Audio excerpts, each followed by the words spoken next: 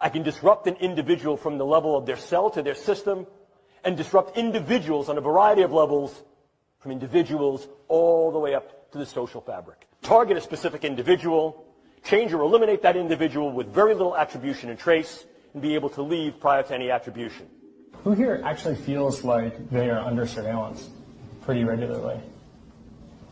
Anyone occupied, no?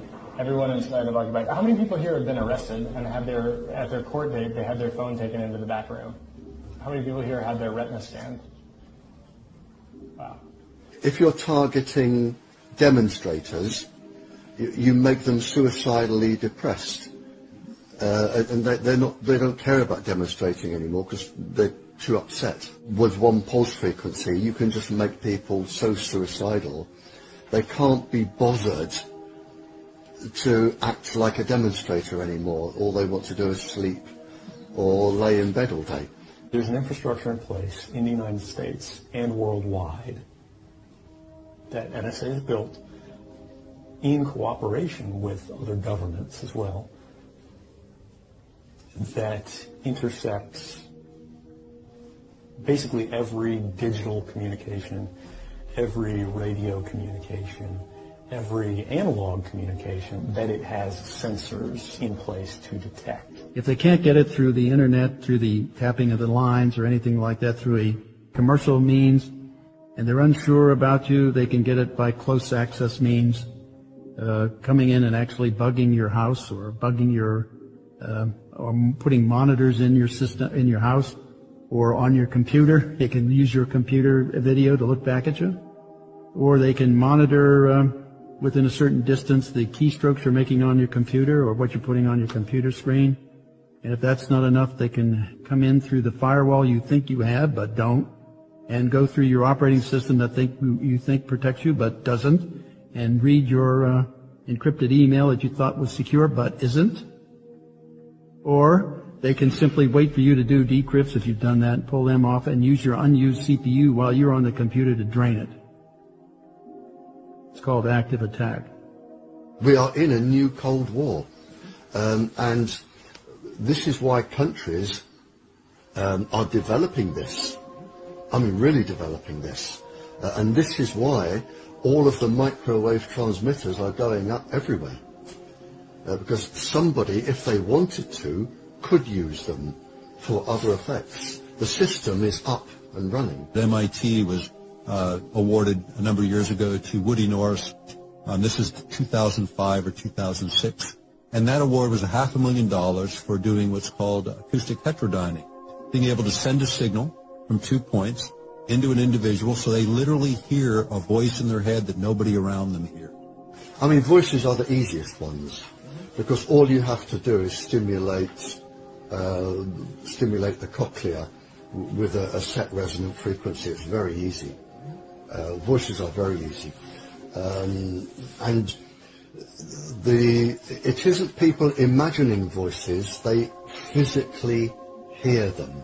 You can physically make people hear voices, certain voices, and it can be any conversation, and it can be anybody you want to hear. It can be a soft, angelic voice, it can be a god, it could be something that scares you like a devil, it could be anything. DARPA let a couple of contracts back in 2011, 2012 to the University of California for what's called electronic telepathy, being able to monitor the brain activity of human beings at a distance and determine what they're thinking. And then on a second contract, actually developing complex signals, being able to send them into the brain of another person, literally transmit a message. This is where the technology is today. After 9/11 and the birth of Homeland Security, fusion centers were set up to monitor U.S. citizens, and the U.S. Department of Justice legalized non-consensual experiments on the public.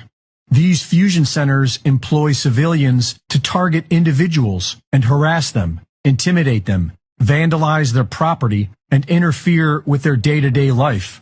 This is known as gang stalking. Former high-ranking FBI agent Ted Gunderson reported in 2011 that himself and thousands of others were being targeted. FBI agent Mike German confirmed this as well. Several federal agents have reported that they were targeting individual Americans, including people who were simply pro-life, and that they were pressured to put more people on their targeting lists to legitimize more federal funding. These Homeland Security fusion centers are able to put any American citizen on the terrorist watch list without any reason or due process. In 2012, NSA whistleblower William Binney reported that the feds are conducting comprehensive surveillance on nearly every U.S. citizen and targeting whomever they please. In 2014, Glenn Greenwald exposed the methods used to target individuals, such as hacking into people's social media accounts, posing as that person, and contacting their friends and coworkers. TargetedJustice.com is currently working on suing the federal government for targeting individual U.S. citizens with different high-tech weapons, including directed energy weapons. The Havana Syndrome, when diplomats in Cuba were attacked with directed energy weapons, was not an isolated event.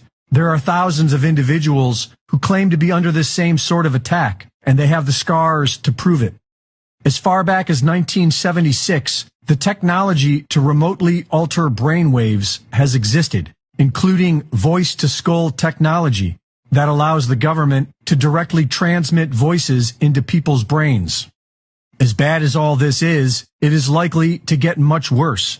In 2017, Dr. James Giordano gave a lecture on the latest government technologies to target individuals, such as neuroweapons to control brain function and modify memories. I'm looking to target key individuals who may then be influential to relative aspects of their representative groups. I can affect individuals' brain functions in a variety of different ways, both positively and negatively, by engaging or disengaging nodes and networks of the brain that therefore affect their cognitions, emotions, and ultimately their behaviors. Something my colleague Jamie Canton likes to play with an awful lot is the idea of specialized neural operations.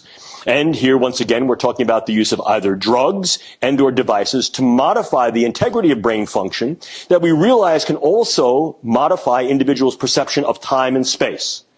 We talked earlier about how these may be used in interrogation scenarios, and this too may be used against key individuals to be able to modify their perception of time, their perception of what occurred and what did not, memory modification, etc. Nanoparticulates that can give an individual a stroke. So what we're able to do here is infiltrate the brain space with nanoparticulate matter that aggregates in situ, on site in the brain, and does one of two things. Either penetrates from the vascular space, gets in through the bloodstream, gets in through the nose, through the mucosa, or infiltrates the vascular space and clogs it. What is the result? What's called a nanoparticulate stroke, or a hemorrhagic diathesis, fancy word, for it's a predisposition to individuals having brain bleeds. He explains how they can make people sick with an undetectable illness to make them go crazy. What I'm doing is I'm using a dispersion methodology to be able to infect sentinel cases with a highly morbid condition. These individuals complain. Again, this is a central nervous system condition. So they're complaining of whatever the bug may do. It'll produce some cascade of neurological and neuropsychiatric signs and symptoms. What I've now done is I've got every individual who is diagnostically hypochondriacal, and I've got every individual who's the worried well flooding the public health system, banging on the door. The CDC comes back and says, nonsense, that's not real. CDC comes back and says, nonsense, that's not real. I come back and say, that's fake news. We are learning new details tonight about suspected directed energy microwave attacks targeting CIA officers and top national security officials. We first started hearing about them, and we told you about them here on Special Report in 2016, shortly after then President Obama opened the embassy in Havana, Cuba. National security correspondent Jennifer Griffin at the Pentagon has the latest tonight about a suspected attack here at home. U.S. officials say there are now 130 suspected victims, mostly CIA operatives and U.S. diplomats being treated for brain injuries, debilitating headaches and vertigo, the targets they believe of a directed energy microwave weapon. There's a mysterious direct energy weapon that is being used, and it is causing, in some cases, permanent traumatic brain injury. New indications suggest the incidents go as far back as 1996. Two individuals working on the NSC believe they were targeted in 2019 and in 2020, just after the election. One was near the White House and one was walking her dog. The Russians have been working on mobile microwave weapons for years. We have to get more information, and we got to tell the public what's going on. The U.S. Air Force and tech firm Epirus have developed a mobile high-energy microwave weapon to bring down drones. Epirus is also working on a miniature variant of the weapon that can be easily transported on a pickup truck. This is the type of technology that might be targeting American diplomats. The CIA is now taking the issue seriously, but without the actual weapon, U.S. officials don't know who to blame and how to stop these alleged attacks.